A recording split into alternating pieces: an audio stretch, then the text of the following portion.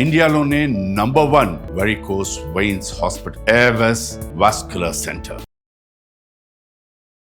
నమస్కారం, మీరు చూస్తున్న సుమన్ టీవీ. నేను మీ కీర్తి. నాతో పాటు ప్రముఖ దత్తాత్రేయ గణపతి ఉపాసకులు ఆస్ట్రాలజర్ బ్రహ్మశ్రీ మురళీధర్ శర్మ గారు ఉన్నారు. నమస్తే గురుగారు. మహాదేవ శ్రీమాత్రే నమః.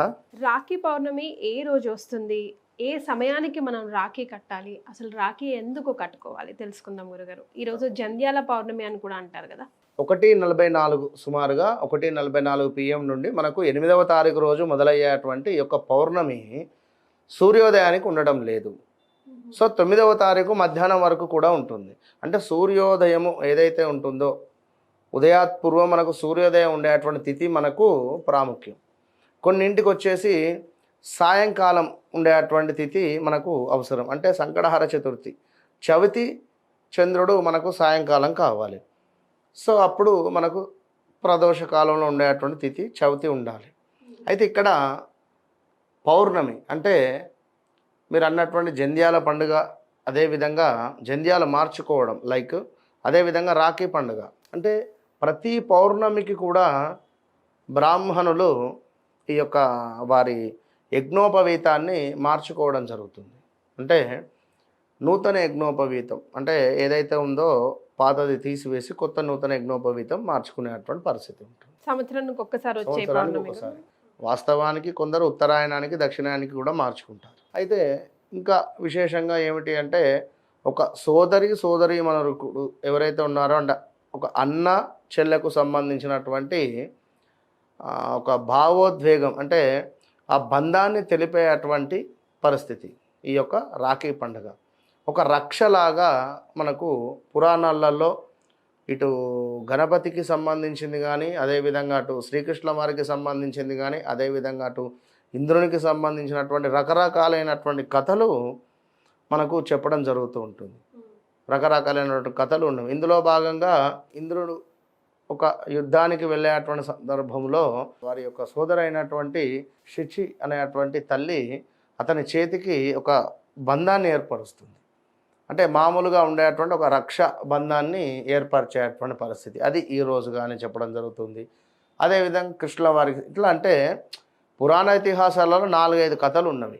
ఏది ఏమైనప్పటికీ కూడా ఇప్పుడున్నటువంటి ఈ యొక్క కలియుగంలో ప్రేమలు ఆప్యాయతలు అనేటువంటివి చాలా మటుకు తక్కువైపోయినాయి. 9వ తారీఖు రోజు మనకు ఏమిటి అంటే ఉదయం 5:39 నుండి కూడా ఉదయం 5:39 నుండి మనకు మధ్యాహ్నం 1:24 వరకు రాఖీలు కట్టుకోవడానికి ఎంతో శుభంగా చెప్పడం జరుగుతూ ఉంటుంది. ఇక్కడ సర్వసిద్ధి యోగం ఏర్పడుతుంది. భద్రకరణం ఈసారి ఏమీ లేదు, భద్రకరణం రావటం లేదు. కనుక ఈ 9వ తారీఖు ఉండేటువంటి పౌర్ణమి ఎంతో విశేషంగా ఉంది. 9వ తారీఖు రోజు చక్కగా కూడా మీరు మీ యొక్క అన్నయ్యలకు కానీ తమ్ముళ్ళకు కానీ రాఖీలు కట్టుకోవడానికి ఎంతో శుభం. అయితే ఇక్కడ ఈ యొక్క స్మార్ట్ ఫోన్ రిలేటెడ్ కానీ, ఈ స్మార్ట్ వాచ్లు కానీ, నలుపు రంగులో ఉండేటువంటి వస్త్రాలు కానీ, అదేవిధంగా కొన్ని బహుమతులు ఇవ్వకూడదు. ఇవే వాచ్ కానీ, ఈ ఫోన్స్ కానీ, మొబైల్ ఫోన్స్ కానీ, అయ్యో మా చెల్లె రాఖీ కడుతుంది నేను ఒక ఫోన్ యాపిల్ ఫోన్ గిఫ్ట్ ఇస్తా అనుకుంటారు. కనుక మీరు కొనివ్వాలి అనుకుంటే నెక్స్ట్ డేనో లేదా తర్వాత నేను రాఖీ కట్టింది అని మాత్రము బ్లాక్ రిలేటెడ్ ఉండేటువంటి బట్టలు కానీ, ఎలక్ట్రానిక్ వస్తువులు కానీ, ఈ కర్చీఫ్స్ కానీ ఇవి ఇవ్వకూడదు. వీటి వల్ల మీకు కూడా కొంత ఇబ్బందికరంగా ఉంటుంది. సో ఏది ఏమైనప్పటికీ కూడా అంటే నేను మాట్లాడేటువంటి కాల్స్ చెప్తున్నా. నేను ఆ గురుగారు మా సొంత అన్నయ్యనే మాకు ఈ విధంగా ద్రోహం చేశాడు. సొంత మా చెల్లె మాకు చేతబడి చేయించడానికి ప్రయోగాలు చేస్తుంది. సొంత మా రిలేటివ్స్ ఎవరైతే ఉన్నారో మాకు చేతబడి చేయడం జరిగింది. సొంత మా తమ్ముడే మాకు చేతబడి చేయడం జరిగింది. మేము మరణిస్తే ఆస్తి మొత్తం మాకే అని అనుకునేటువంటి సమాజంలో ఈ కలియుగంలో ఉన్నాం. ఈ రాఖీ పండుగ గురించి చెప్పాలి అంటే నాకు బాధ అవుతుంది నిజంగా చెప్పాలంటే. అందరూ అలా ఉండరు, కానీ ఏం చెప్పాలి. కనుక అంటే సిచ్యువేషన్స్ ఉన్నవి, క్లయింట్స్ అట్లాంటి వాళ్ళు ఉన్నారు. సో మనం చెప్పేటువంటి మంచి విషయాలు వాళ్ళు ఏం మన మెదడుకు ఎక్కించుకునేటువంటి పరిస్థితి ఉంటుంది అని చెప్తున్నా జనరల్గా. కనుక సర్వే జన సుఖినో భవంతు, అందరూ బాగుండాలి. సో ఎవరైతే రాఖీ కట్టుకునేటువంటి వారు ఉన్నారో తప్పకుండా ఈ మనం చెప్పినటువంటి సమయం ఏదైతే ఉందో ఈ సమయంలో కట్టుకునేటువంటి ప్రయత్నం చేయండి. ఒక అన్నకు ఒక చెల్లి శుభం కోరుకోవడం.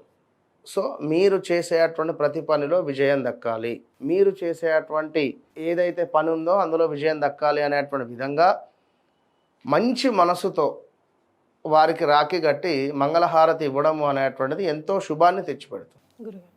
సో రాఖీ కట్టేటువంటి వారు ఎవరైనా కూడా మంచి మనసుతో మా అన్నకు బాగుండాలని చెప్పి కోరుకుంటూ మనసులో ఏనబద్ధో బలిరాజ దానవేంద్రో మహాబలః తేన త్వామభిబధ్నామి రక్షమాచలమాచల.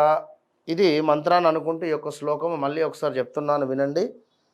ఏనబద్ధో బలిరాజ దానవేంద్రో మహాబలః తేన త్వామభిబధ్నామి రక్షమాచలమాచల అనేటువంటి మంత్రాన్ని ఒక 2-3 సార్లు అనుకుంటూ చక్కగా కూడా మీరు మీ యొక్క అన్నయ్య గారికి రాఖీ కట్టేటువంటి ప్రయత్నం చేయండి. దీని తర్వాత హారతి ఇవ్వండి. అంతే. చాలా సంతోషం గురుగారు. ధన్యవాదాలు.